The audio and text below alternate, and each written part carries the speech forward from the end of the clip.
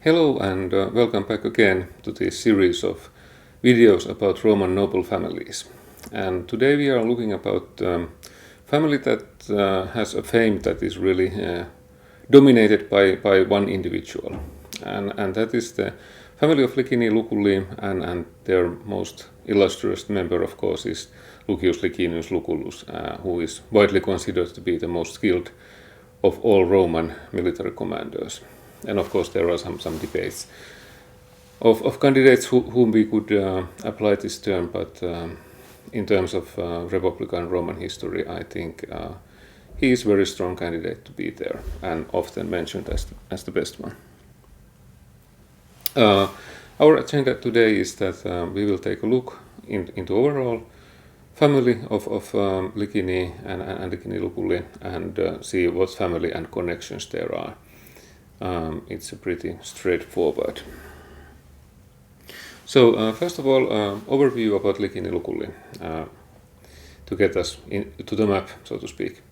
They are plebeian family, of course, and their rise to the consular level is actually quite late, only at the last century of the Republic at 151 BC, and originally the gens Licinia was probably from Etruria region of Italy, that was north of Rome in the same coastline. And there are evidence that the Licinii family has been living there in the Etruria and also in the Latium area widely, and it's quite impossible to place exactly where the whole family has originally came from. There is some linguistic evidence to suggest that they are from Etruscan origins. For example, lecne in Etruscan language means upturned in Latin, and this is thought to be the origin of the word Licinius. Licinii Luculli are a branch, quite small branch of the larger Licinii family. And Licinii Luculli have quite turbulent family history. That is kind of their hallmark, as we will see. But first, let's take some look about the different family branches of Licinii, so we can understand better. Licinii is the one of the best known and the most extensive Roman families, and they have many branches, but actually we don't know that much about the relations of these branches to each other. We don't know if they are directly connected in bloodline. The chances are that at some point of history they have been, but during the centuries of for example 300s and 200s, they probably have been separated into different families altogether. And this is one of the problems when we examine the Roman history and try to define, for example, gens and familia. Then do we consider all of the Licinii branches to be part of the same gens or not? And even the Romans themselves weren't particularly systematic in their approach of this and using the terminology. But let's not go into that controversy there. First of the Licinii branches that we know is of Licinii Varii, and it was the year of consul of year 236 Gaius Licinius Varus that is the first known representative of all Licinii, and his brother was the first Licinius Crassus, and this is kind of suggesting that at least some of the branches are directly related, maybe all, or perhaps not. And then we have Licinii Crassi, and their first consul was at year 2005, Publius Licinius Crassus Dives. And then Licinii Luculli was the next one to come into our knowledge, and it was the year 202, and curule edile of Lucius Licinius Lucullus.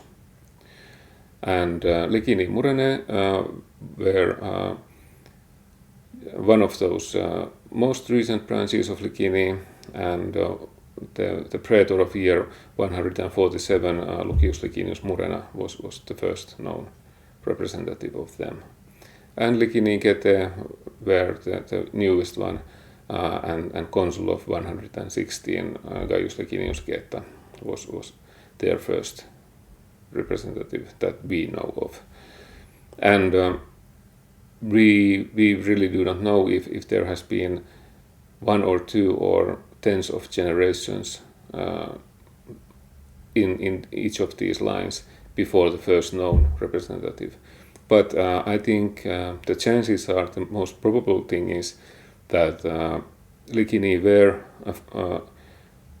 rural nobility that rose into prominence during the Punic Wars, because during the Punic Wars there was quite a lot of social circulation in Rome, because so many people died, and that opened up possibilities for advancing and rising into new positions. And somehow or another they moved into Rome and gained influence in Rome enough so that at year 236 they had their first consul.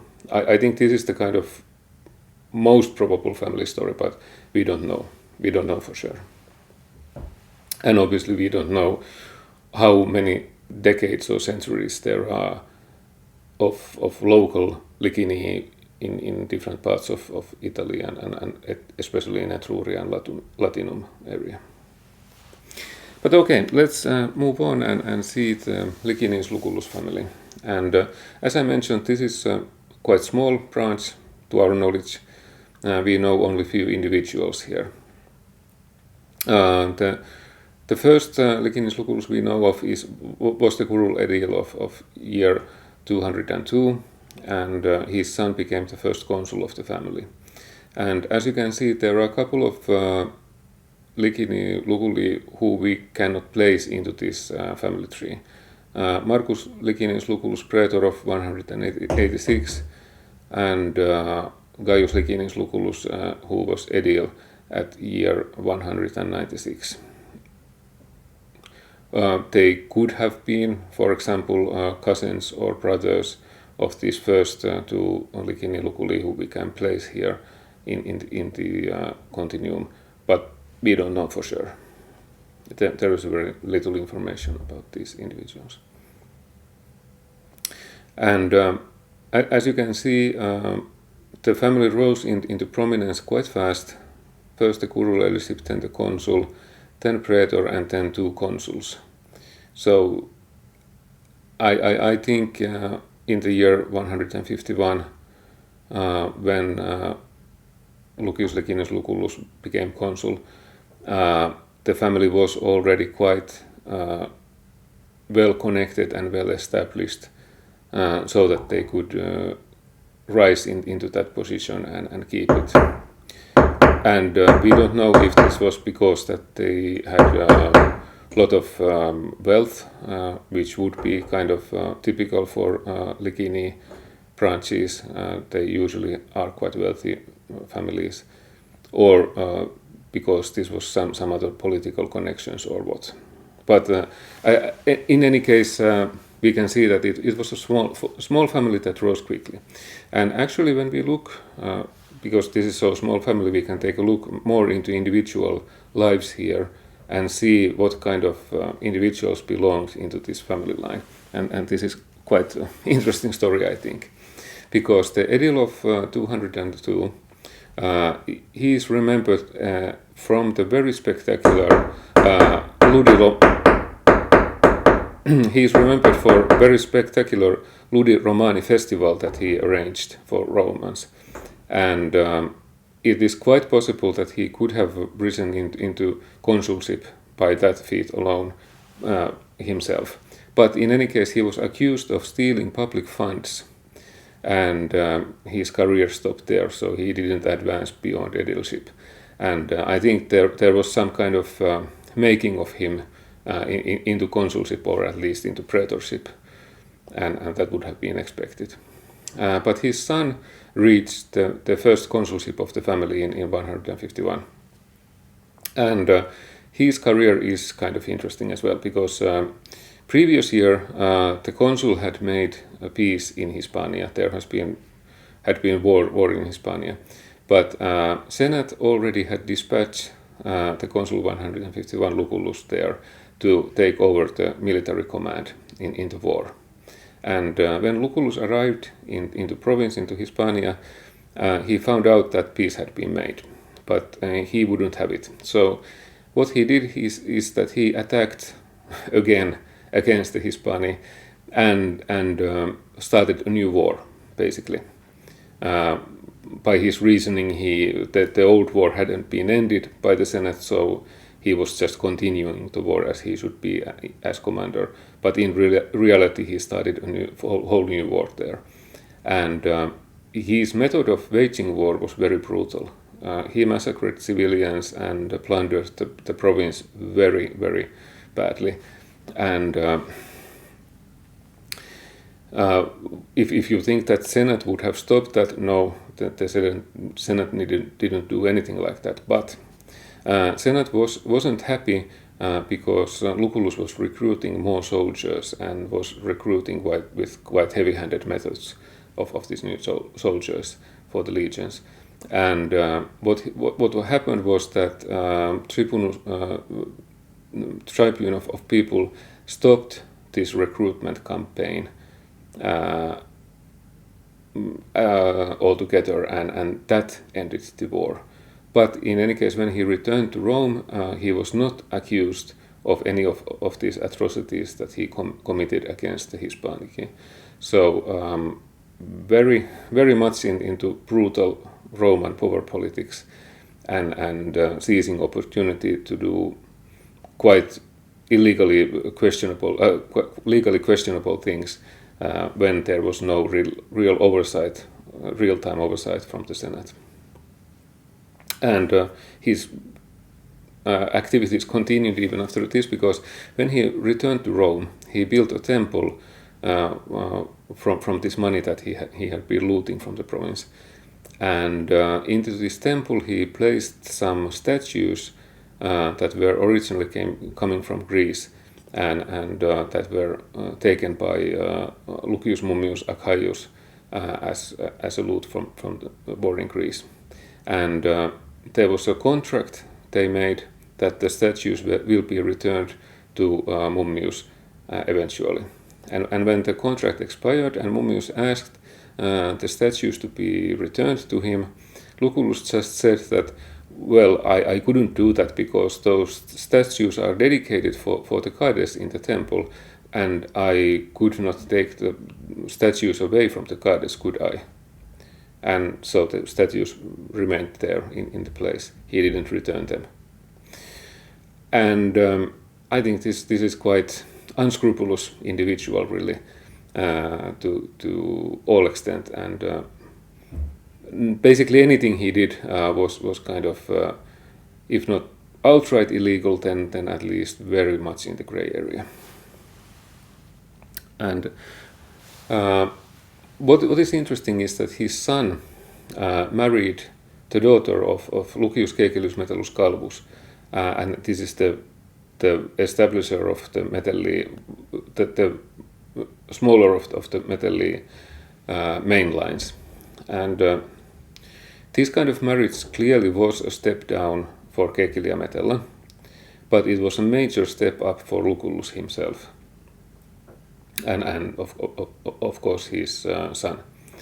And why Caecilia Metelli agreed to this marriage, we don't know exactly, but we assume that there has been quite extensive connections between the Metelli and Licinii families otherwise as well. So probably Metelli saw Licinii Luculli as one of the rising or more prominent or promising family lines of the Licinii, and wanted to continue and expand this traditional cooperation between these families. Or perhaps there was some more pressing reason that we just don't know. But in any case, this Caecilia Metella was anything but virtuous wife, and she became quite notorious of her numerous affairs with other men during the marriage. So it was far from being a happy marriage. And I perhaps can understand somehow that Keikelia Metela was not herself enthusiastic about this marriage, because for her it was a clear step down in prestige, marrying this kind of new man that was up and coming in Rome. So it was an unhappy marriage, but what about other career of this son of consul of 151? This Lucullus was ordered to command Roman forces against the slave rebellion, and actually he was quite good in command. He did well in that, and he almost beat up the rebellious forces, and did that with significant lower numbers of soldiers. I think he had something like 15,000 soldiers against 40,000 of rebellions. But in any case, he didn't have time to finish up the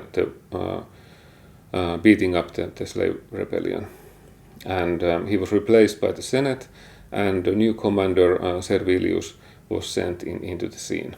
And Lucullus didn't like that at all. He actually became infuriated, and what he did was that he disbanded his army and destroyed all his siege machinery. So the new commander Servilius, when arriving there, didn't have army and didn't have siege machinery to hold on besieging the enemy of the rebellions. And it meant that actually the war against the slave rebellion dragged on 2 years longer because of this. And obviously that was kind of a thing that even the Roman Senate couldn't suffer in silence. And Lucullus was accused in court for prolonging the war and of the brutal treatment of the civilians. And if we are honest, these are actually the crimes that his father had committed in Hispania.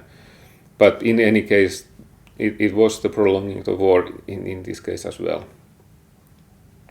And if you think that marriage with Metelli would save Lucullus, it wouldn't, because the other branches of Metelli were aligned in marriage with Servilii. So that means that Metelli stayed neutral in this trial and didn't come between Luculli and Servilii here. So it was very interesting individual as well, all considering his actions. And then become sons of his. And he reached only the praetorship in 104. He didn't reach consulship. But I think without this fight between him and Servilius, he probably would have been reached consulship as well. But both of his sons reached consulship.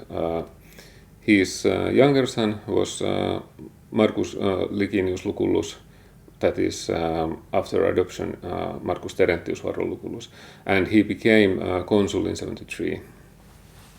And he was also able military commander, and actually we don't know if he committed any atrocities, but at least none is recorded, so probably he was just ordinary skillful military commander.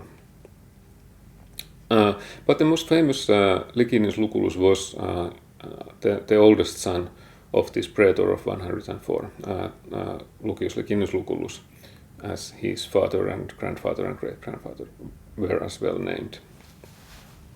He was consul of 74, and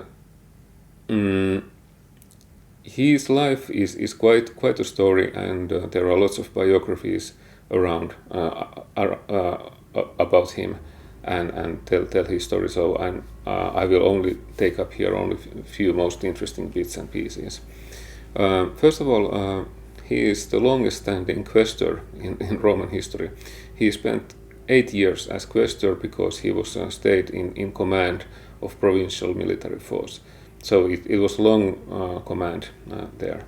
He is also famously the first of the officers who aligned themselves with Sulla when Sulla started a civil war against the Marian party. And that already, I think, gives some idea about the character. And because if you consider this edile of 202, he was embezzling the public funds, something to do in quite short-sighted action, taking a quite a large risk with probably quite minimal gain. Consul of 151 in Hispania, whose warmongering and prolonging the war and harsh treatment of civilians was prolific, really. And then you have Praetor of 104, who was skilled in military command but couldn't help himself of sabotaging the successor of his command against the rebels. So and then you have Consul of 74, who was quick to align himself with Sulla when Sulla started his march on Rome. So I think we can safely say that there is kind of opportunistic or risk-taking strain clearly to be seen here in all of the Licinii Luculli.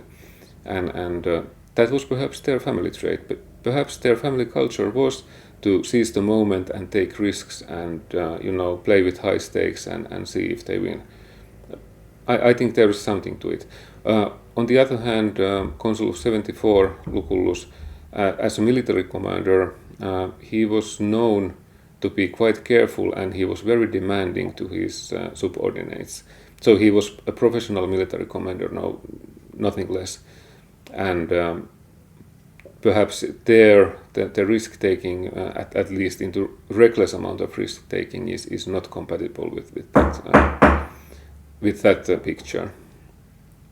But it's very interesting family line of people, and I think here we really can see that there was a kind of family culture in the Licinii Luculli in that sense. When we examine the marriages of Consul of 74 Lucullus, he was first married with Claudia Servilia, and this was Servilia, who was daughter of Livia Drusa and younger Servilius Scipio, whom we might remember from the other video. And this Servilia was not known for any kind of, how should we say, traditional marital virtues. She had quite many affairs with others, even with the greatest enemy of Lucullus and political enemy. And Lucullus couldn't divorce her because Lucullus needed the support from Cato the Younger, and Servili were aligned with Catones, Porci Catones. So Lucullus had to keep the marriage going, even though it was very unhappy. And his first wife, Claudia, was also quite a disappointment. She was the daughter of Consul of 79, Appius Claudius Pulcher, and her brother was the infamous Claudius. And how this was negative thing for Lucullus was that Claudius was actually enticing the soldiers of Lucullus to rebel against Lucullus when he was in making war in the eastern provinces. So altogether, marriages of Lucullus were unhappy, and they were obviously marriages that were made out of political expediency, out of political ambitions, and not really marriages that aimed for the harmonious family life or bringing up new generation anyhow, I would say, normal manner. But of course, in this era of Roman nobility, the families were very different, and their family lines were much more important than happy family life, for example. But even in this, if you consider the Consul of 74 Lucullus, his mother was known for having affairs, and both of his wives were having affairs. So maybe it's even some kind of individual trait or psychological thing that we can see here. What is interesting also in the family of Licinii Luculli is the extent and quality of the connections between Licinii Luculli and Caecili Metelli. Here in this second chart you can see a more detailed view on how different branches of Caecili Metelli and Licinii Luculli were related to each other. And you can see here the praetor of 104 marrying Caecilia Metella, who was sister of Delmaticus. And this Delmaticus had a daughter, Caecilia Metella, who was married with Lucius Cornelius Sulla Felix, the Sulla who marched against the Senate into Rome and started the civil war.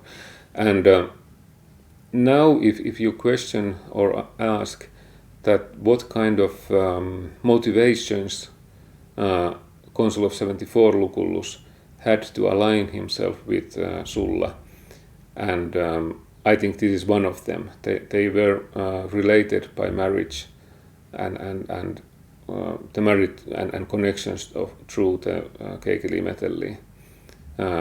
So that's perhaps quite interesting thing to notice here. And also both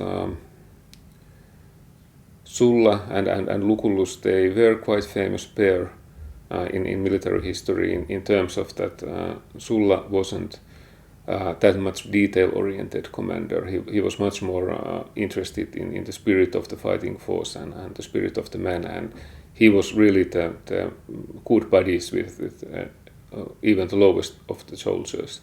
Whereas Lucullus was much more meticulous and detail-oriented, and for example, Sulla had delegated to Lucullus quite many tasks in the war campaigns that required precise management of the supply lines and gathering up a navy and so on. So these kind of differences in personality and that really supported each other, and their connections through marriages. I think here we can see the dynamics of the Roman nobility and how the family connections actually worked behind the scenes and behind these illustrious names. And then another connection with Lucullus, of course with Caecili Metelli, was through his wife Claudia, because Claudia was a daughter of Caecilia Metella, who was daughter of Palearicus, and that is from the second branch of the Caecili Metelli. And if you consider that his mother was from the Calvus branch of the Metelli, and he himself married into the Macedonicus branch of the Metelli, I don't think that's anyhow coincidence.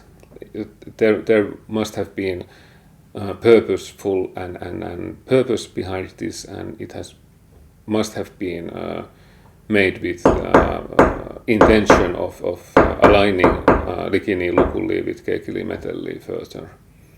So it's very interesting combination of marriages and through generations here, and I think it's also worth to note that both Servili Caepiones and Claudii Pulchri were patrician families, whereas Licinii Luculli and Caecili Metelli were plebeian families. So there was clearly this kind of mixture of highest patrician families and highest plebeian families, and intention of keeping these kind of circles small enough to be manageable and to form these kind of alliances between these families. So when we summarize the family strategy and family connections of Licinii Luculli, we can see that the family ties are very strong with Keikeli Metelli, and they are comparably as tight as, for example, Licinii Grassi had with Keikeli Metelli. So I think this is no coincidence. And as said, marriages with Claudii Pulchri and Servilii Piones are clearly very much politically motivated and didn't produce any happy marriages either. And what is the family strategy? I think we cannot really say, because there are only a couple of generations we actually know of these marriage ties, and we don't know how the previous generations of Licinii Luculli arranged their marriages, and also the family of Licinii Luculli didn't survive, to our knowledge, any further than that of the children of the Consul of 74. So to say that we know what the family strategy was, we don't know. But at least what we can ascertain from these generations is that military commands were very important for them, and actually many of them were skilled military commanders. And for example, sometimes it is said that Consul of 74 Licinius Lucullus didn't have any military experience beyond studying it from the books before he started his military career. Well, I find that quite difficult to believe in at least in the literal sense, but perhaps it was meant that he didn't have extensive many commands before for having his own command, or I don't know. But in any case, what I think is that they are clearly military-oriented family. They had military traditions in the family, and I think it's no coincidence that Consul of 74 Lucullus became really as skilled and highly respected military commander as he did. There is definitely a strain of searching for wealth, and that's not anyhow exceptional for the Roman noble families of this time, because wealth was one of the most important resources that you could use to enhance your career in politics and maybe even in religion. And of course, any kind of activity like building palaces or building new temples required wealth as well. What is also has to be noted is that Consul of 74 Lucullus really dominates our perception and kind of pushes the family traditions into background, because we know so much of him and so little of anyone else. And that's why I have tried to balance here also that I'm not talking about that much detailed way in his exploits and his life, because I wanted to find out what kind of family traditions we can trace through the generations of Licinii Luculli here. That was our video here this time. I thank you and hope you enjoy this video and other videos here in this series.